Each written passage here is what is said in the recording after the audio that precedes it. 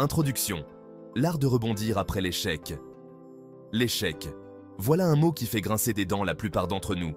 On vise le succès, la perfection, et on craint l'humiliation de la défaite.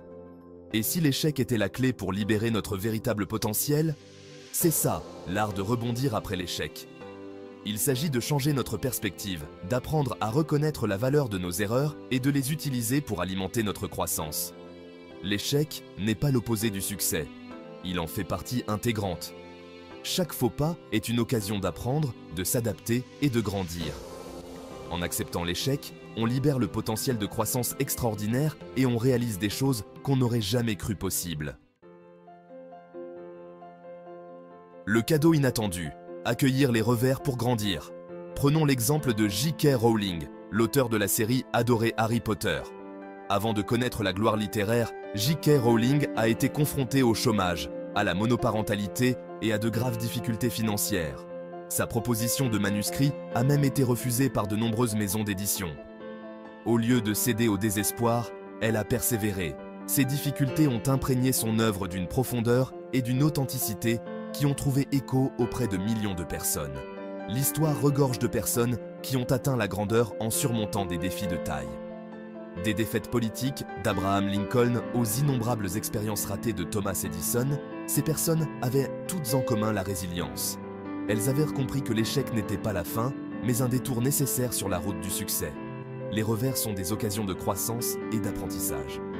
En accueillant les revers, on se donne les moyens de persévérer, d'innover et d'atteindre notre plein potentiel. Le cadeau inattendu de l'échec est l'occasion qu'il offre de croissance, de résilience et d'innovation. Affronter la peur de l'échec. Une lutte universelle. La peur de l'échec est profondément ancrée dans notre psychisme. C'est un instinct primitif, un mécanisme de défense conçu pour nous protéger du danger. Cependant, dans le monde moderne, cette peur peut souvent nous empêcher d'atteindre notre plein potentiel. Elle peut nous paralyser, nous empêcher de prendre des risques et de poursuivre nos passions. On peut être tenté d'éviter les défis, de procrastiner ou de viser la perfection.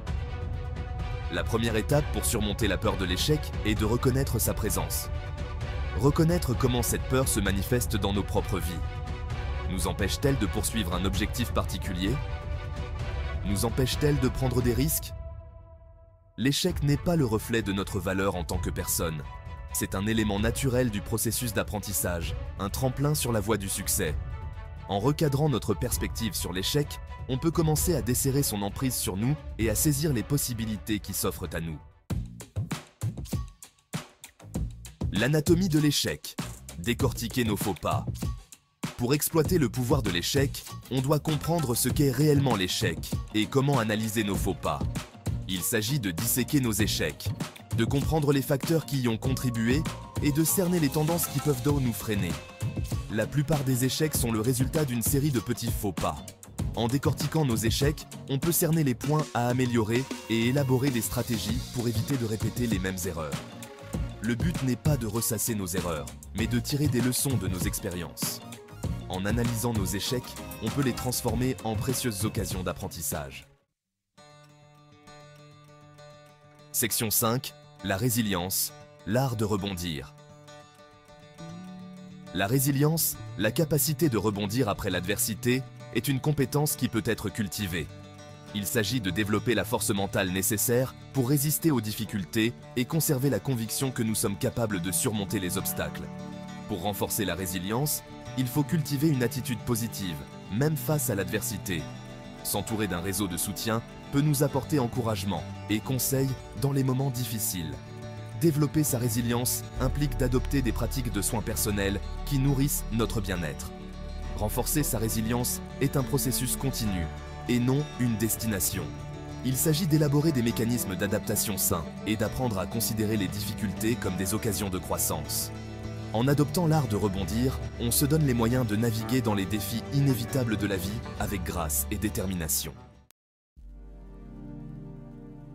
Dans un monde en constante évolution, la capacité d'adaptation n'est plus un luxe, mais une nécessité. La capacité de s'adapter aux nouvelles situations, d'accepter le changement et de faire pivoter nos stratégies est essentielle.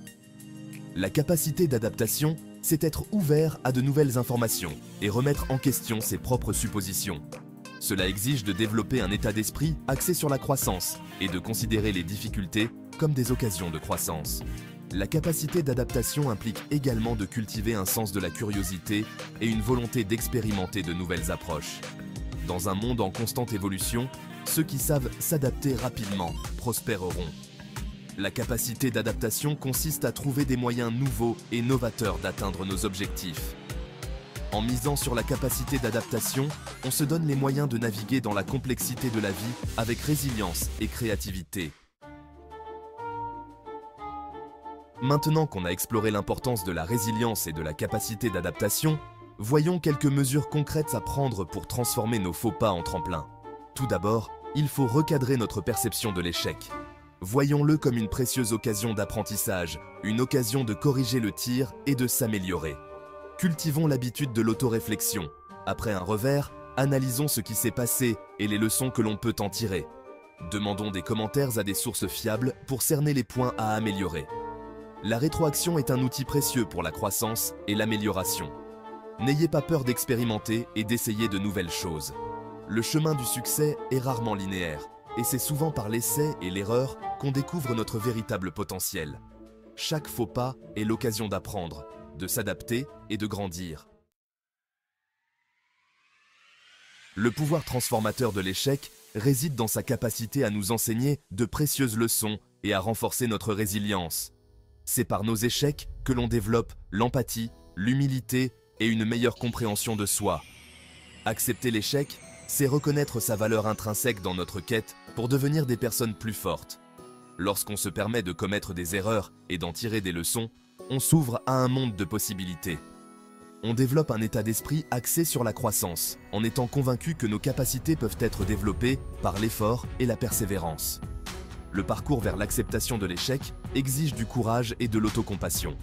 Il s'agit de changer notre perspective et de reconnaître que la véritable croissance découle souvent de nos échecs perçus. En acceptant l'échec, on libère le potentiel d'une transformation extraordinaire. En conclusion, l'art de rebondir après l'échec consiste à recadrer notre relation avec ce dernier. Il faut reconnaître que l'échec est un élément essentiel du succès. Il faut accueillir les revers comme des occasions de croissance et d'apprentissage. La peur de l'échec peut être paralysante, mais en changeant notre perspective, on peut libérer son pouvoir transformateur. Il faut cultiver la résilience et la capacité d'adaptation pour naviguer dans les défis de la vie. N'oublions pas ces paroles de Thomas Edison. Je n'ai pas échoué. J'ai simplement trouvé 10 000 solutions qui ne fonctionnent pas. Savourons le parcours, en sachant que c'est par nos échecs que l'on découvre notre véritable potentiel. En transformant nos faux pas en tremplin, on atteint la grandeur.